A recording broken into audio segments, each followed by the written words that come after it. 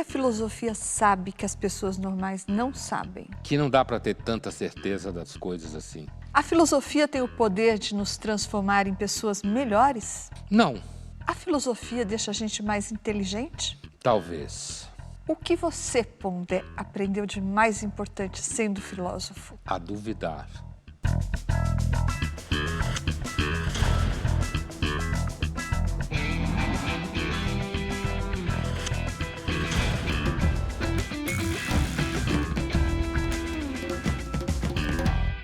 Estamos iniciando mais uma edição do Linhas Cruzadas, hoje para falar sobre filosofia. Para que será que ela serve?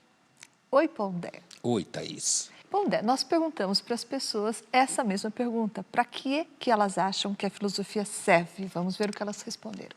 A filosofia serve para preencher aquela lacuna de que as outras ciências não preenchem. Eu acredito que a filosofia serve e ajuda a gente a pensar sobre questões da vida e até achar algumas soluções também.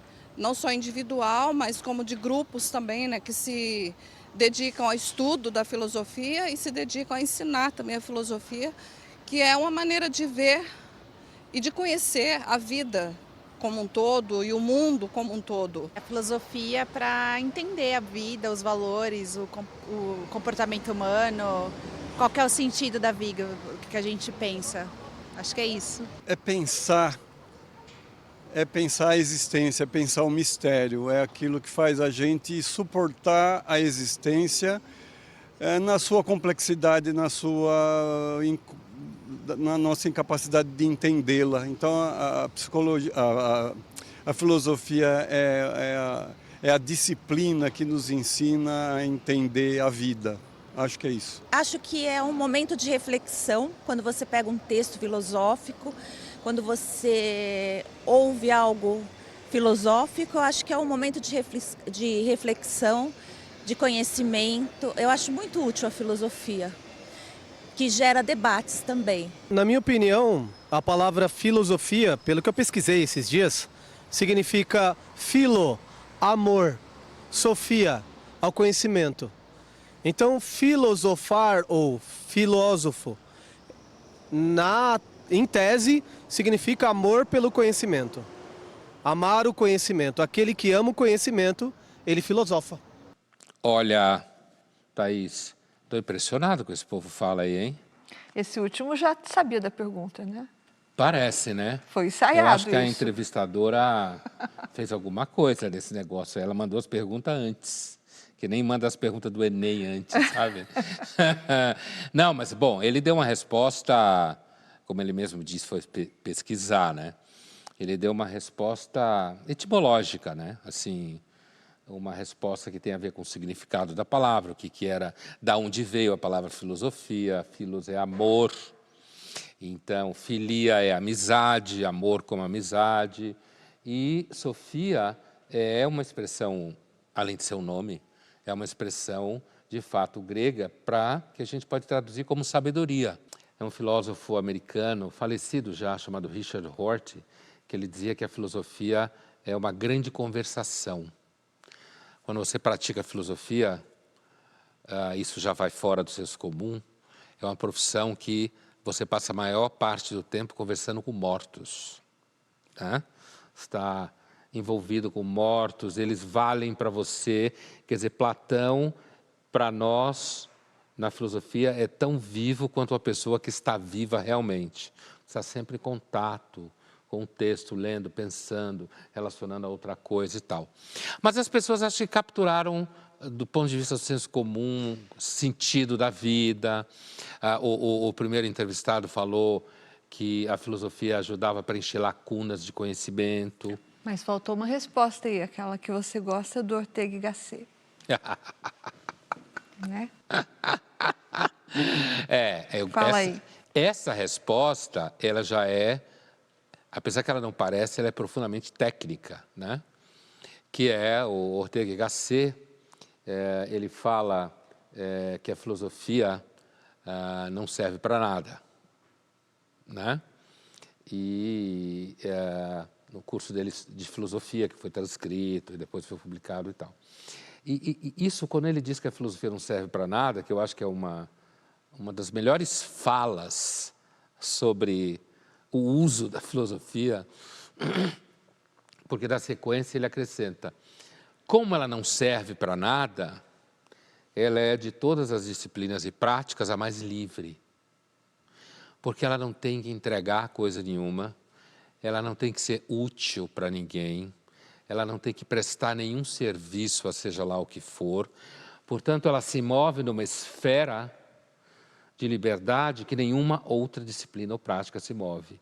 Por isso que quando ele diz que a filosofia não serve para nada, ele está apontando a qualidade extremamente sofisticada da filosofia. Pois é, então, essa frase do Ortega y Gasset tem uma intenção retórica, quase, Sim. né? E, para desdizê-la, a gente pode lembrar que você mencionou o senso comum e pode lembrar que a filosofia serve, sim, por exemplo, para questionar o senso comum e mostrar coisas que o senso comum acha óbvias e que, na verdade, não são tão óbvias e nem necessariamente verdadeiras, não é? Agora, isso que você falou, a filosofia, na verdade, serve para um monte de coisa, né? Serve, inclusive, eu tinha uma professora na USP que ela usava uma expressão nas aulas que ela dizia assim: o senso comum considera o mundo um mar calmo de evidências. Tudo é muito evidente. O que é natureza é óbvio, né? Alguém fala alimento natural. O que quer dizer um alimento exatamente natural, né? Remédio natural, né? Ou quando alguém usa... eu lembrei aqui da palavra natureza, porque é um dos conceitos mais complicados que existe. Porque, por exemplo, hoje se usa a expressão natural muito como você adjetivar alguma coisa como sendo boa, né? E, no entanto, se você for ao conceito de natural, o câncer é tão natural quanto bebês, né? E, sabe, Thaís, um dos ensaios de filosofia que eu li, que é bem esse exemplo do que você deu aí, do questionamento do senso comum, de um filósofo espanhol chamado José Ferrater Mora, em que é um ensaio que é a ontologia da muerte, a ontologia da morte, onde ele analisa filosoficamente o que seria a morte, né? E ele acaba chegando à conclusão que a morte é um conceito relativo ao organismo, porque, do ponto de vista dos vermes, por exemplo, os cadáveres são alimento, assim como os bois são para carnívoros. Esse é um exemplo de quando você coloca a lupa. Por exemplo, alguém vira para você e fala assim: o bem é fundamental. Quem tem certeza do que é o bem? Você vai ter que arregimentar toda uma série de referências para conseguir dizer exatamente o que você quer dizer pelo bem. Por isso que é característico de aluno de filosofia, pentelho, chato, quando você fala carro, sei lá, aí o pentelho fala: o que você quer dizer com carro? Aí é o caso de ser pentelho, porque ninguém pergunta o que é um carro, né?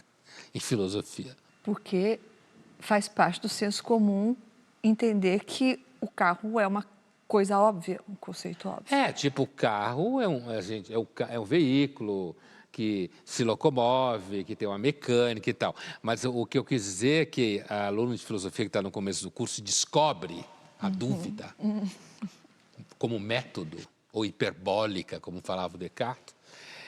Ele descobre que, quando você pergunta o que você quer dizer por X, você facilmente desmonta a pessoa que está falando com você.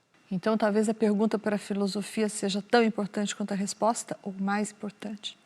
Thaís, eu diria que o mais importante, sem dúvida nenhuma, porque tanto é que tem filósofos que, eu escutei isso em sala de aula, também na graduação, que o mais importante que a filosofia ensina é você aprender a fazer as perguntas que importam. Então, vamos ver agora uma cena da série Melissa Perialdi, em que Paul, um estudante de filosofia, chega atrasado na sala e é levado pelo senso comum.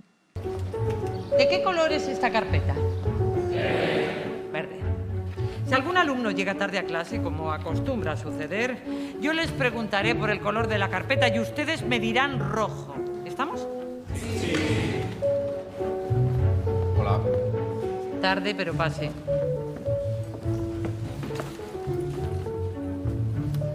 Bien, sigamos. En filosofía hay corrientes, como el positivismo, que no admiten otra realidad que no sean los hechos. Filósofos como Auguste Comte consideran que hay cosas que caen por su propio peso y que no admiten discrepancia. Como, por ejemplo, el color de esta carpeta. Usted, ¿de qué color es esta carpeta? Roja. ¿Y usted? Vermella. ¿De qué color es? Usted, la chica del pelito corto. Vermell. ¿Usted? Roja. Vermell. Vermella. Vermell. Vermella. Vermella. ¿Y usted?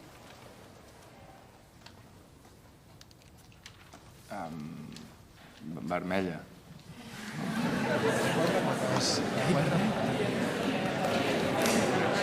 A cena é muito boa porque a professora prega uma peça nele e ele cai.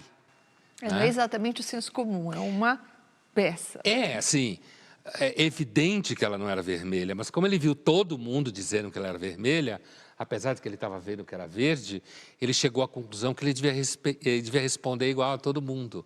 Então, o senso comum, desse ponto de vista, e a filosofia vê o senso comum dessa forma, o senso comum simplesmente responde e toma como verdadeiro aquilo que todo mundo acha que é verdadeiro e é daquele jeito, né?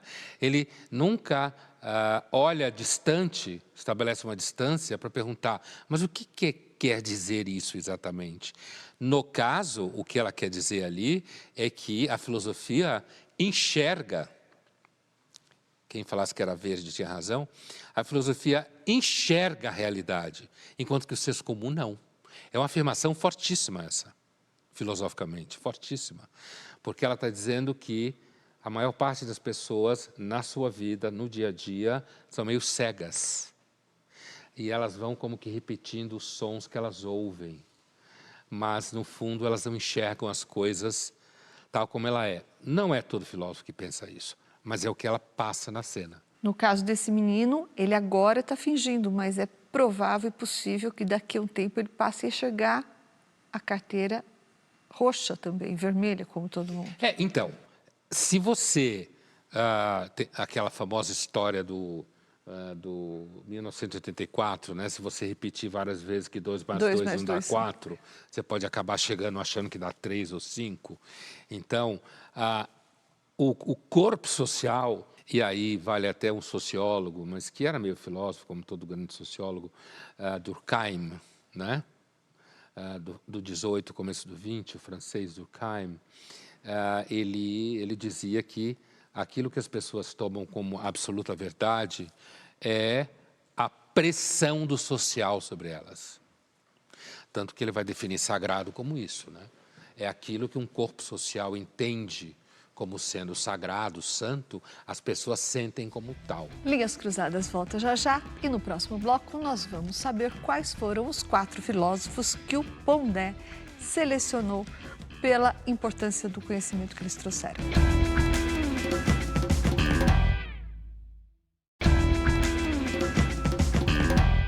Estamos de volta com Linhas Cruzadas, hoje falando sobre para que serve a filosofia.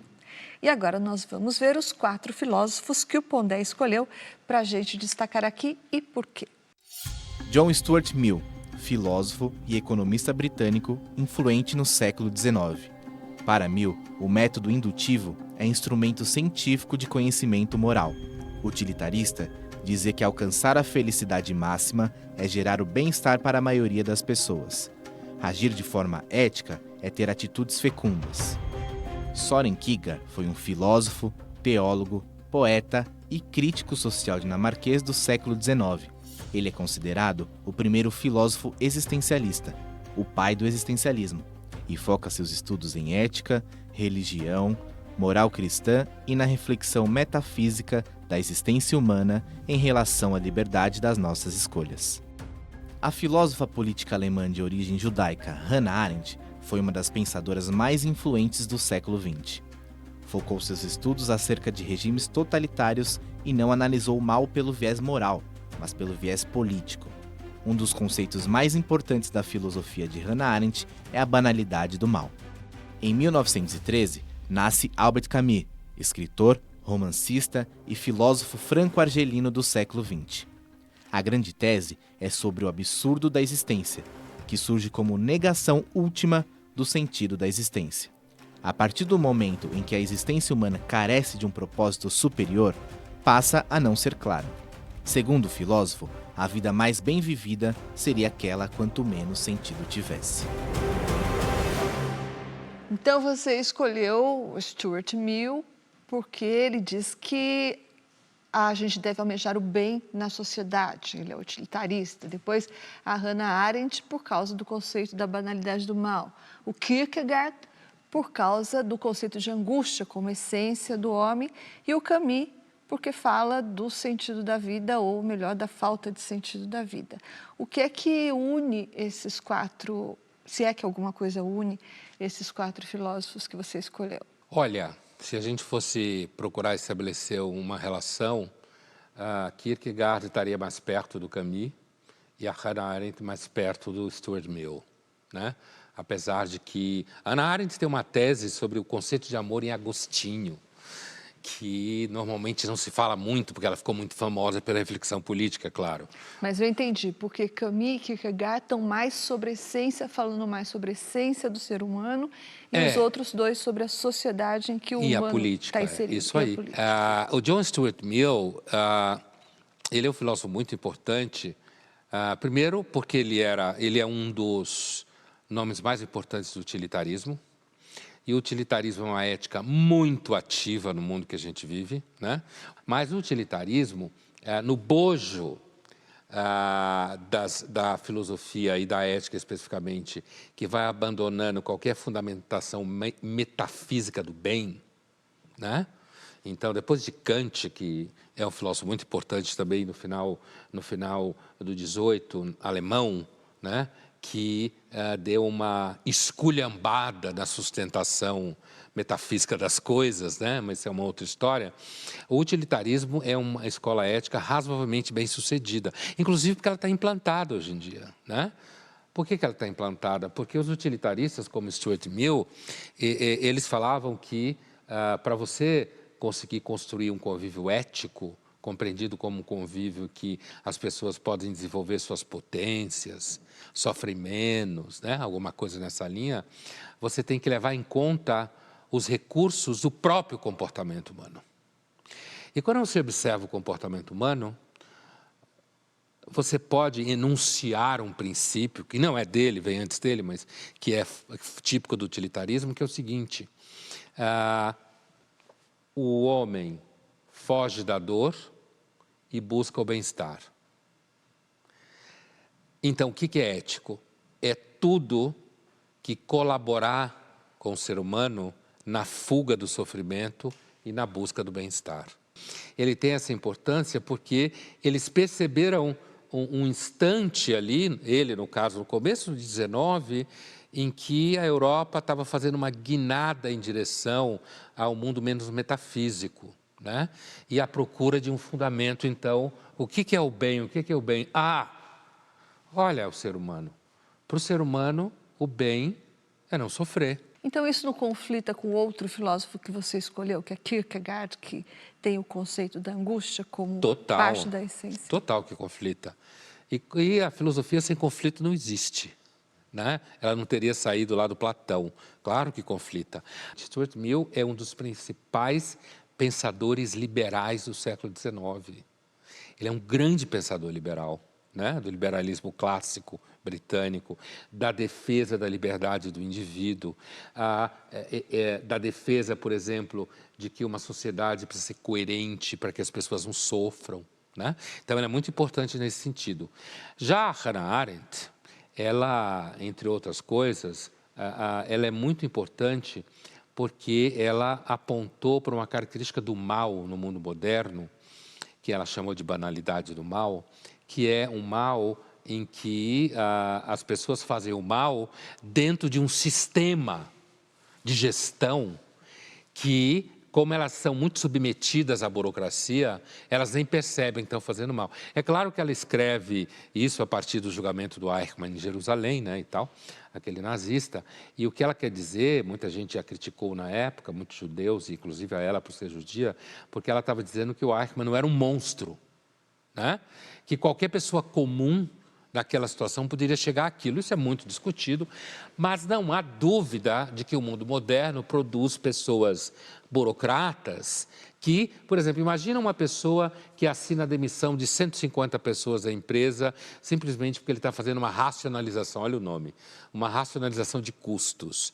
Ele não acha que está fazendo mal, mas ele pode destruir a vida de um monte de gente com isso. Então ela percebeu esse vínculo entre burocracia moderna, gestão, como se fala hoje, ela não fala assim, e a prática de um mal que, na realidade, não se dá nem atenção. O Kierkegaard, ele, como você bem percebeu, ele está muito longe de qualquer ideia utilitarista, né? Inclusive é contemporâneo do Stuart Mill, completamente longe, porque o Kierkegaard ele está naquele lado, Thaís, que em filosofia se usa dizer como uma... Ele faz uma filosofia noturna, é uma expressão que se usa em filosofia, ou uma filosofia lunar, que é o quê? Uma filosofia que é voltada para as sombras do ser humano, né? Para aquilo que não é óbvio, para aquilo que ele pode esconder ou que ele nem sabe. O existencialismo, ele está ali perto da psicologia profunda, tanto que virou psicologia para muita gente, né? Terapia. Então, a ideia de dizer que a essência da alma é a angústia, portanto, a angústia não é resolvível, né? Você aprende a conviver com ela, ou você aprende a compreendê-la, ou construir teorias sobre ela, mas não é que a angústia lhe acomete, é que você é a angústia. Né? Isso daí também é uma grande sacada para o século XIX e XX, né? Mas ele está completamente perto da filosofia noturna, lunar. E o Albert Camus, na mesma linhagem, né? A afirmação do absurdo do Albert Camus, que o homem é um animal, um ser que busca sentido. E ele está numa cena, como fala o Camus, e essa cena é determinada, tem lá um cenário, né? E o cenário é o mundo. Então, o ser humano busca sentido e o mundo nega a ele sentido. Ele quer encontrar o sentido nas coisas, mas não existe sentido nas coisas. As coisas são completamente fruto do acaso, da contingência. Portanto, fazer A ou B, ou A ou menos A, no final não faz nenhuma diferença. Faz diferença para você. Então, se você não sucumbir ao desespero de perceber que nada tem sentido, de repente você consegue viver nesse mundo que não tem nenhum sentido, mas que você não sucumbe ao desespero e à angústia em achar que por isso você tem que se matar ou alguma coisa assim. Também é um filósofo do lado noturno. É, justamente, aí nesse ponto Camus e Kierkegaard coincidem na saída pela vida estética, né? Quer dizer, pelo menos no primeiro estágio do Kierkegaard. O Kierkegaard, sim, depois ele vai criticar não só o estético, como critica o ético e o religioso doutrinário, né? O Camus com certeza fica na saída estética, que é uma saída muito comum para filósofos que negam frontalmente o sentido da vida, como no caso do Nietzsche, né? Que é a saída que afirma, quando você pergunta para um filósofo desse qual é o sentido da vida, ele responde o gosto, né? E o Kierkegaard entende que essa resposta não funciona, mas lembremos que o Kierkegaard também entende que a resposta kantiana da ética também não funciona, mas ele acha que a solução estética não funciona porque uma hora você cansa do gosto. E aí você não sente mais o gosto. E ele usa a grande metáfora do Dom Juan, né, o Kierkegaard. O Camus, por outro lado, a obra dele é cheia de mulheres bonitas, né? Com o vestido molhado. E ele não cansa. Ele não cansa. Mas morreu cedo também, né? Ele não cansa, né? E, então, a mulher, para o Albert Camus, é a grande encarnação do sentido estético da vida. Quer dizer, do ponto de vista do homem heterossexual, né? O gosto, conviver com ela, fazer as vontades dela, transar com ela. As boas sensações, as boas experiências. Exatamente por isso é estético, porque estesis é sensação em grego. Bom, Dé, então chegou uma pergunta aqui para você, que eu vou ler. O Jorge Luiz Ox te pergunta, a filosofia ajuda a diminuir ou aumentar a crise existencial? Você fala crise existencial, todo mundo entende. Todo mundo Né? entende. Virou uma expressão do senso comum, né? Mas que significa justamente a dimensão angustiada da vida. Né? E aí, se a filosofia ajuda ou piora essa crise, veja bem, eu diria que o que pode ajudar essa crise depende muito de quem você é.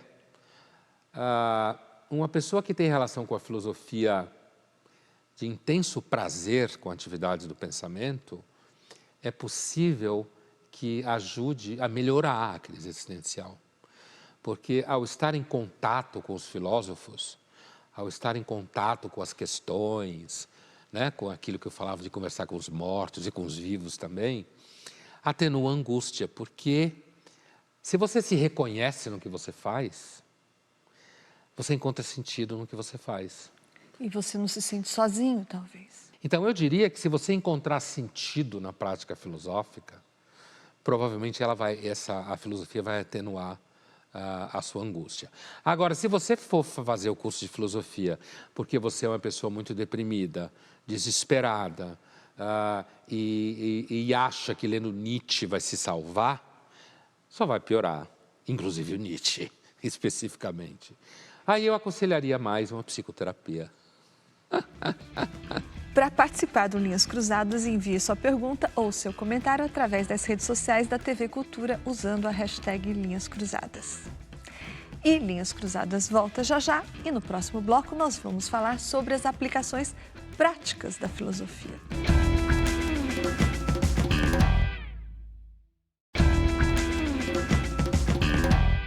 Estamos de volta com Linhas Cruzadas, hoje falando sobre para que serve a filosofia. E na reportagem que nós vamos ver hoje, conversamos com o filósofo Renato Giannini Ribeiro para entender o que foi a ágora grega e o que seria a ágora hoje. Vamos ver o que ele disse. Dos escombros da Grécia Antiga, a democracia ressurge na sociedade 2000 anos depois. A ágora ateniense era reservada para a discussão da cidadania. Na Atenas Antiga, as pessoas iam à ágora uma média de 40 vezes por ano. Quer dizer, é uma presença muito grande. Quando a gente vai votar uma ou duas vezes, eles iam 80 vezes à praça. E era muita gente. O Congresso Nacional poderia ser uma ágora na medida em que ele tem esse papel de decisão que tinha a ágora dos gregos, né? Mas na prática, como eles já estão determinadas filiações partidárias diferentes, que têm metas distintas, muitas vezes não sai nada, a não ser a afirmação da diferença. Mas uma vez que a gente consiga se encontrar e trocar essas informações pertinentes, né, à ocupação de espaços democráticos, as coisas podem se tornar muito melhor.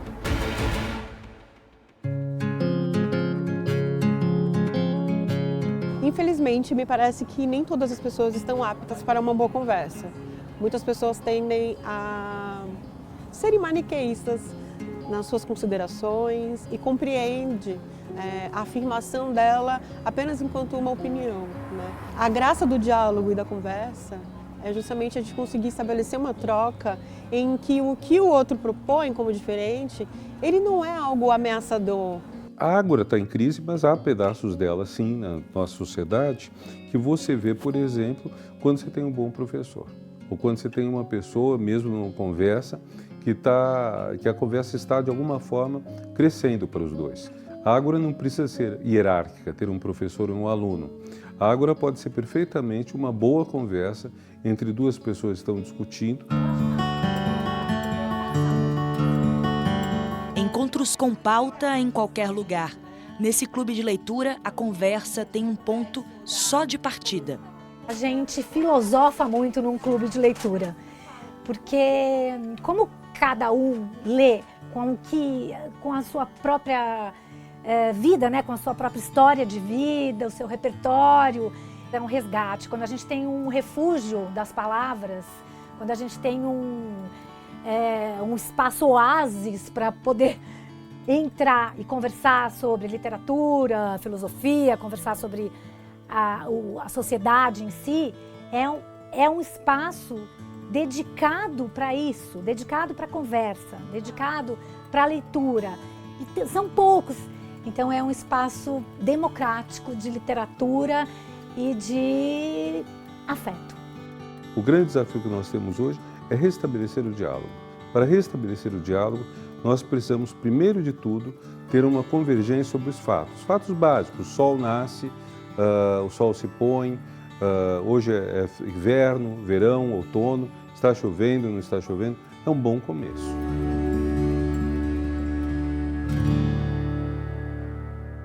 É claro que na fala dele a ágora não é só aquele espaço físico que você hoje tem ruínas em Atenas.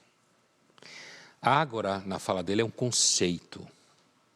Tanto é que ele pode dizer que a ágora pode se dar numa sala de aula, quando você tem um bom professor, né? Ou a ágora pode se dar entre pessoas sem hierarquia necessariamente de professor e aluno, mas que se põem a dialogar sobre alguma coisa. Então é claro que a operação que ele faz na fala e no pensamento, ele pega o conceito de ágora, que era um espaço físico em Atenas, e transforma num conceito que atravessa a história. É claro que a ágora era o lugar onde a assembleia se reunia, onde as pessoas discutiam coisas, onde se fazia negócios, provavelmente onde se contratava prostitutas, quer dizer, era o lugar onde a vida acontecia. E lá era o lugar onde se reunia a assembleia, que está muito longe. Os atenienses gregos estavam muito longe de ser pessoas que se reuniam na ágora e debatiam em paz, certo? Eles eram extremamente competitivos, os gregos. Tem até gente que fala que eles eram sociopatas, né? De tão competitivos que eles eram.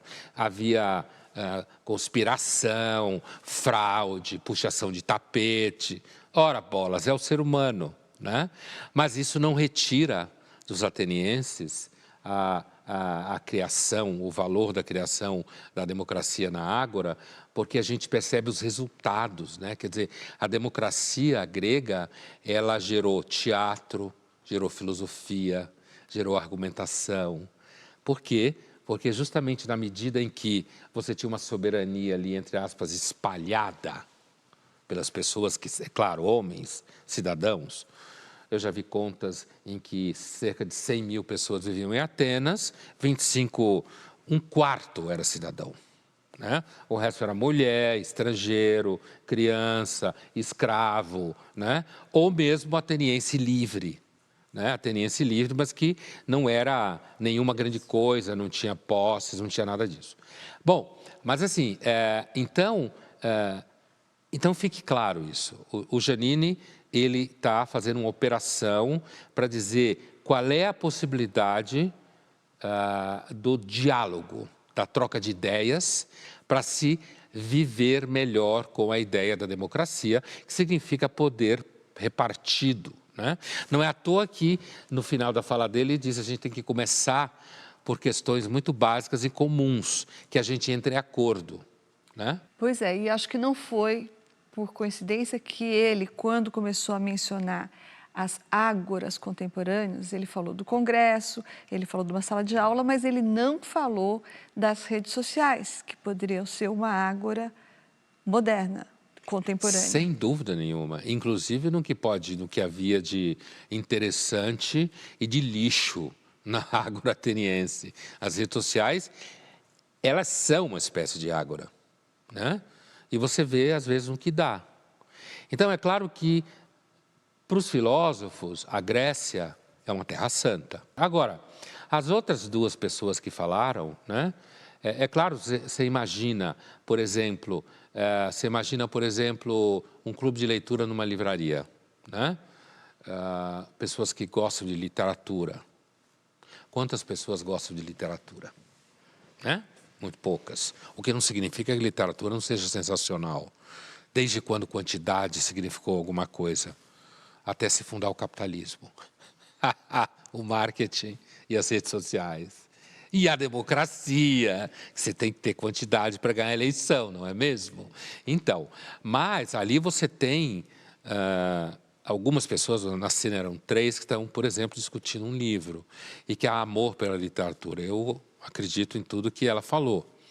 A dificuldade é que é muito fácil ser democrático num ambiente como esse. Primeiro porque discutir livros, eu acho fundamental discutir livros, hein? Que eu não passe uma imagem, uma ideia contrária. O que eu quero dizer é que discutir livros é uma coisa que normalmente não coloca ninguém em risco. Discutir livros não é alguma coisa que determina quem paga mais imposto. Discutir livros não é alguma coisa que diz quem pode mandar e quem tem que obedecer. A segunda entrevistada falava, então, de ocupar os espaços democráticos, não sei o que.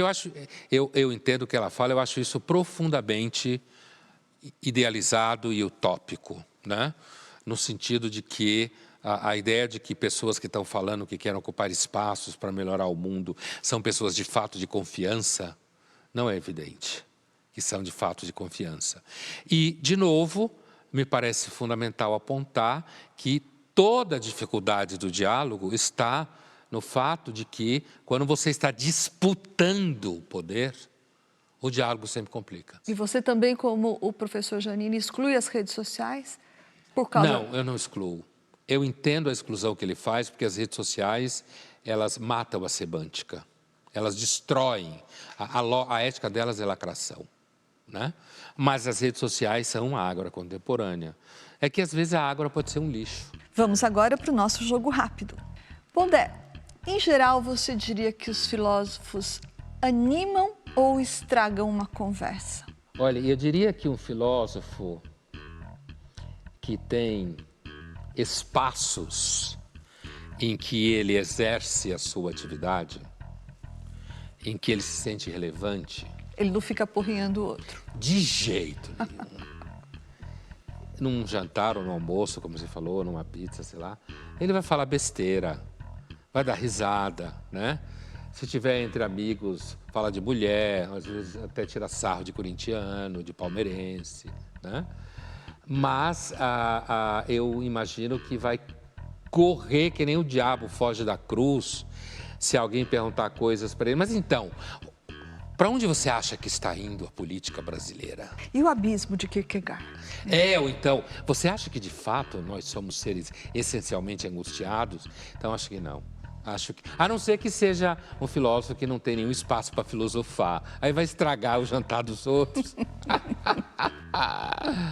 Thaís, a inteligência masculina é erótica do ponto de vista feminino? Pondé, eu acho que para algumas mulheres sim, mas tem muitas mulheres que gostam de um burrinho sarado também tem seu valor. O burrinho também tem valor. Vamos ser iguais. Ou seja, os filósofos não estão com essa bola toda, não. Só com algumas.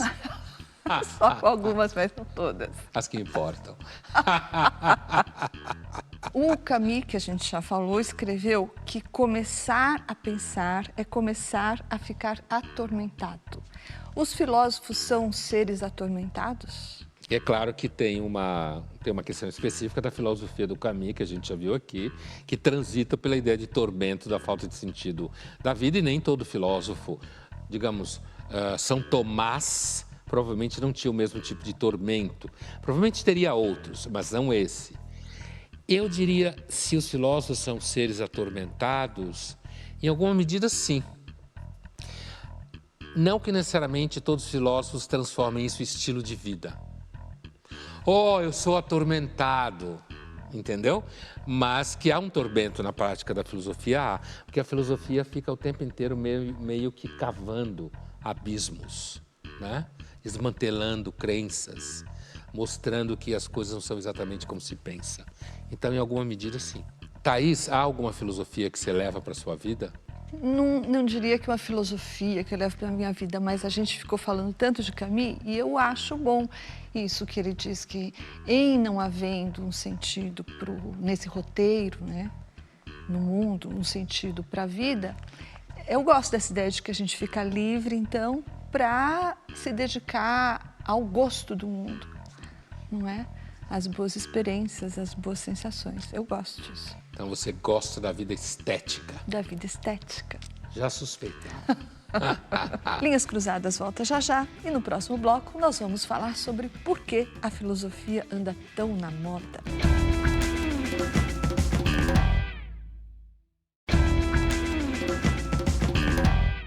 Estamos de volta com Linhas Cruzadas, hoje falando sobre para que serve a filosofia. E nós perguntamos para o filósofo Mário Sérgio Cortella por que a filosofia andou entrando na moda. Vamos ver o que ele falou. Filosofia e moda, filosofia na moda. A moda é uma das coisas que a filosofia tem, sim, o hábito de criticar, eventualmente demolir, a iconoclastia, a derrubada dos ídolos, daquilo que é a conduta obrigatória, hegemônica, portanto, em muitos momentos, a ausência do que seria o espírito crítico. Daí, a filosofia está na moda, sim, ela hoje faz parte do nosso cotidiano e, em grande medida, eu imagino que a razão central seja uma tecnologia com o tsunami informacional, né, com essa inundação cotidiana de contatos, com a impossibilidade de se ficar em muitos momentos mais aquietado, né, mais aquietada, pensando, né, refletindo, meditando, e daí a filosofia busca, de alguma certa forma, né, de fazer uma interrogação, suspeitar daquilo que pareceria o exuberante, colocar em xeque o que teria uma marca muito mais estruturada, né, no campo da aceitação sem discussão, sem debate. Por isso, na década mais recente, o pensamento filosófico, com palestras, discussões, programas, né, com obras, veio sim à tona. Nem sempre de modo denso, nem sempre de modo, né, que fosse aprofundando aquilo que é necessário, mas ainda assim, né, eu acho que esse tempo, né, de tecnologias que são marcadas, de um lado, pela informatolatria, de outro, pela informatofobia, fizeram com que o pensamento filosófico ganhasse, né, uma presença no palco que antes ficava guardado, né, esse momento como se fosse uma tia ou um tio velho lá no fundo do quarto, que vez ou outro podia sair e vir à sala. Agora não. Agora a filosofia tem estado, né, na sala. A gente deseja que isso siga de uma maneira muito mais densa, muito mais crítica, muito mais relevante, mas a gente não perde, claro, a necessidade de também criticar a moda. O Cortella tem um hábito, ele não fez isso aqui no vídeo, mas eu já vi ele fazendo mais de uma vez, que quando perguntam para ele por que a filosofia está na moda, ele fala, olha, a filosofia cresceu na decadência de Atenas. Então, quando o mundo vai mal, os filósofos se dão bem, né? Que é, claro, ele está fazendo uma anedota, mas historicamente ele está fundamentado no que ele está dizendo. Então, o que ele disse, quer dizer, primeiro, ele citou um fato que é as redes sociais e a internet, quer dizer, você tem uma capilarização, uma acessibilidade gigantesca, né? E isso fez com que, fora todas as negatividades, digamos assim, que as redes sociais trazem, isso fez com que mais pessoas ouvissem o que alguns filósofos falam, né?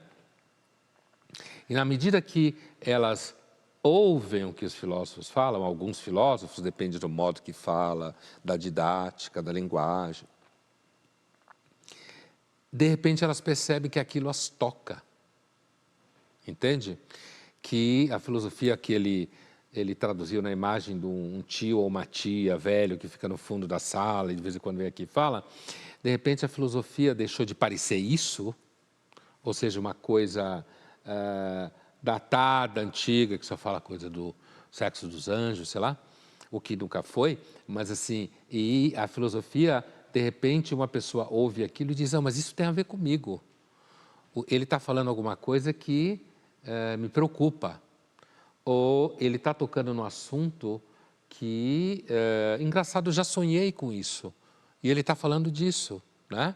Então, a disponibilidade que a tecnologia contemporânea coloca, apesar de que isso não significa necessariamente que tenha profundidade ou densidade, essa disponibilidade que a tecnologia da informação contemporânea criou fez com que muitas questões e muitos filósofos chegassem mais perto das pessoas.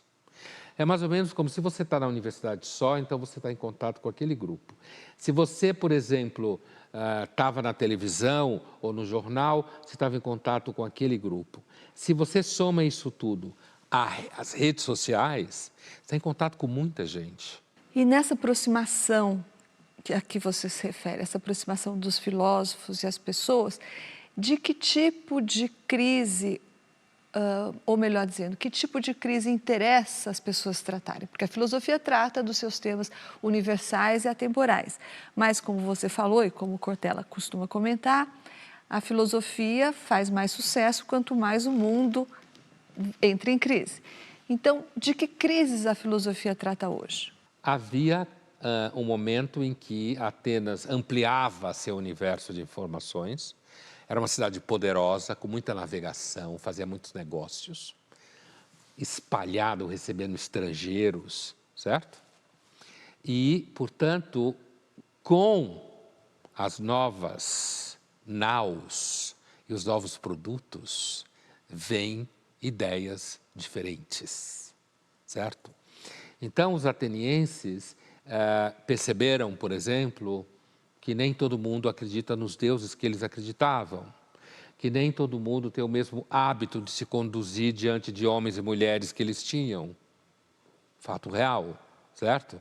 Então, o encontro com o estranho, eu não quero falar o outro porque está muito modinha falar isso daí. O encontro com o estranho, como dizia Freud, pode disparar em você a necessidade de você ressignificar coisas. A própria democracia, como espaço de relativização, de dúvida, de baixaria, né? de divisão de soberania, no sentido de você disputar o poder e a soberania ali. Isso também fez com que os gregos falassem mais, comparassem argumentos. Então, que crise é essa?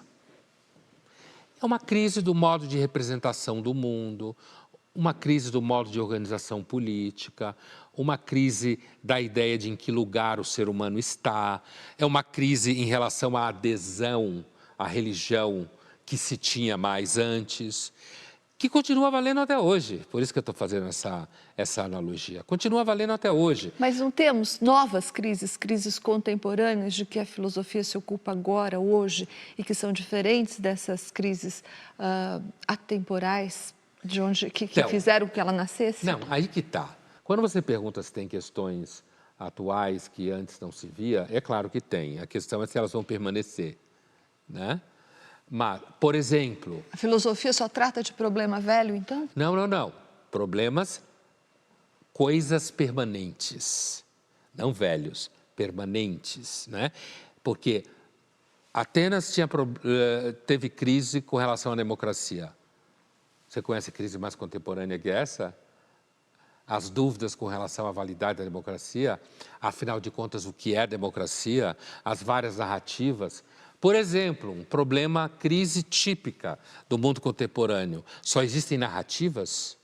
A filosofia sabe disso há 2.500 anos. Os sofistas? Então, será que só existe narrativa? Ou existe algum tipo de verdade que transcende a narrativa, né?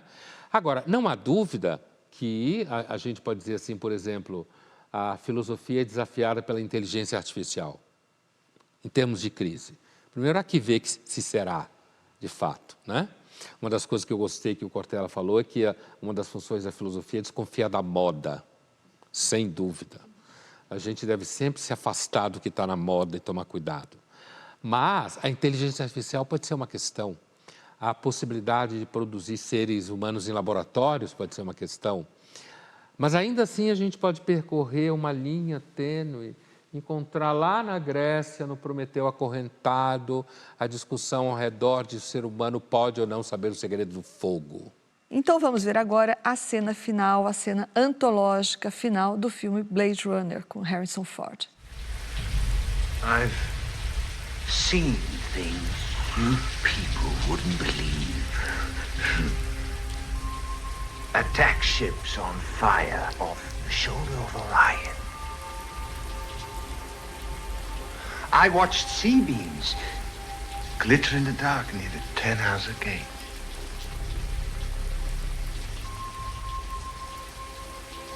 all those moments will be lost in time, like tears in rain. Time to die.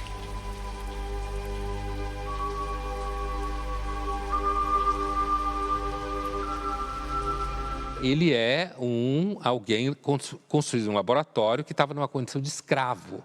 Eles viviam como escravos e eles fazem uma revolta. Eles chegam na terra, que eles estavam proibidos, e eles vão na fábrica que os fabrica, porque eles querem conhecer o criador deles. E eles querem perguntar para esse criador por que a gente tem que morrer.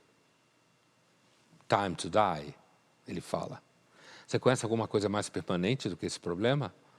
Quer dizer, por que a gente tem que morrer? Alguns acham que, inclusive, é a causa de sermos religiosos.